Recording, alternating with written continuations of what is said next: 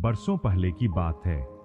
घने जंगलों और सूखी पहाड़ियों के बीच बसा था सोनापुर, एक ऐसा गांव जहां सूरज ढलते ही दरवाजे बंद हो जाते थे और खिड़कियों पर लोहे की सलाखें गिरा दी जाती थीं। कारण था गांव के बाहर खंडहर बनी पुरानी हवेली, जिसे लोग सहारे वाली चुड़ैल का घर कहते थे। कहा जाता था कि वह चुड़ैल बुरी नहीं थी, पर चुड़ैल थी, और यही डर के लिए काफी था। गांव में अकाल पड़ा था, कुएं सूख चुके थे, खेतों में दरारें पड़ गई थीं और बच्चों की हड्डियां चमकने लगी थीं। हर रोज कोई न कोई बीमार पड़ता और दवाइयों के नाम पर लोग सिर्फ जड़ी बूटियों का सहारा लेते। इसी बीच एक रात गांव के चौकीदार रामधन ने देखा, खंडहर की हवेली से एक औरत निकल रही थी। उसके बाल खुले थे, आंखों में अजीब सी चमक और हाथ में एक दिया। वह सीधी गांव की तरफ बढ़ी। रामधन डर से कांप गया, पर भागा नहीं। वह औरत कुएं के पास रुकी, दिया जमीन पर रखा और कुछ बुदबुदाई। अगले ही पल सूखा कुआं पानी से भरने लगा। सुबह गांव में हड़कंप मच गया। पहले तो किसी ने यकीन नहीं किया, फिर पानी पिया गया, ठंडा, मीठा, साफ। लोगों ने कहा, चुड़ैल ने जाल बिछाया है, इस पानी में कुछ है, यह हमें मार देगी। पर प्यास ने डर को हरा दिया। उसी दिन लक्ष्मी नाम की एक विधवा का बच्चा मरने के कगार पर था। तेज बुखार, सांस टूट रही थी, कोई वैद्य काम नहीं आया। रात को लक्ष्मी रोती हुई खंडहर की हवेली पहुंची। दरवाजा अपने आप खुल गया। अंदर धुएं और जड़ी बूटियों की गंध थी। अंधेरे में वही औरत बैठी थी, सफेद साड़ी, काली आंखें, चेहरा उम्र से परे। मेरा बच्चा बचा लो, लक्ष्मी गिड़गिड़ाई।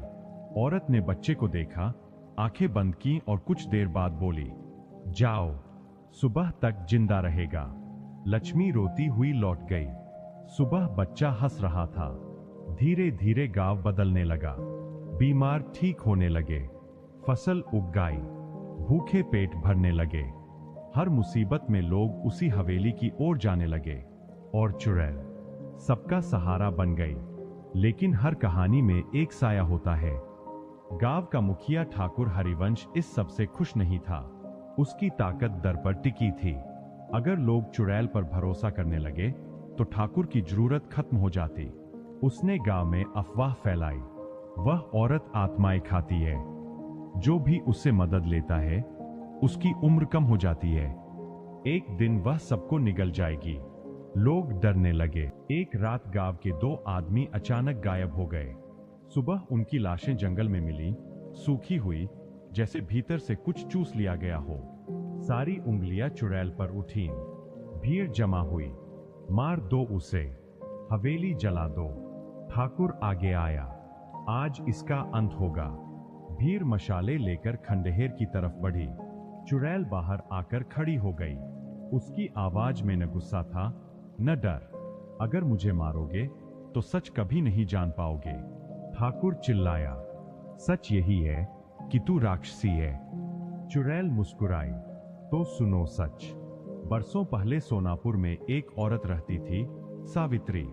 वह वैद्य थी, गरीबों का इलाज करती थी। ठाकुर हरिवंश का भाई बीमार पड़ा। सावित्री ने मना किया, यह बीमारी लालच से पैदा हुई है, इसका इलाज नहीं।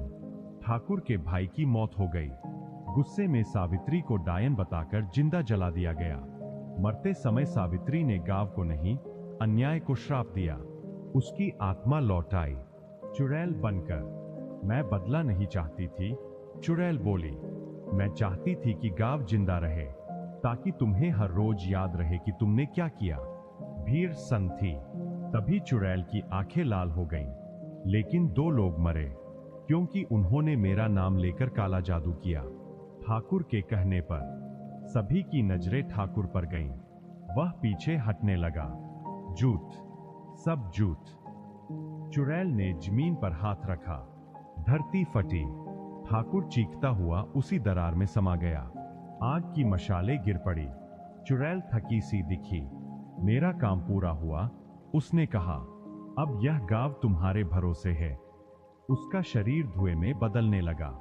लक्ष्मी रोई, हमें छोड़कर मत जाओ। चुड़ैल ने आखिरी बार मुस्कुराकर कहा, जब भी सच्चाई और इंसानियत को जलाया जाएगा, मैं लौटूंगी। सुबह खंडहर खाली था, पर गांव बदला हुआ था। लोग एक दूसरे का सहारा बनने लगे। आज भी सोनापुर में कहते हैं, अगर कोई रात में भटक जाए, अगर कोई भूखा रोए, अगर कोई बीमार अकेला पड़े, तो जंगल की तरफ से एक दिया आता है। और लोग कहते हैं, चुड़ैल आज भी सबका सहारा है। कहानी कैसी लगी आपको? अच्छी लगी हो तो एक लाइक कर दीजिएगा। चैनल पर नए आए हैं तो सब्सक्राइब कर लीजिए। ऐसे ही कहानी सुनने के लिए धन्यवाद। जय हिंद, जय भारत।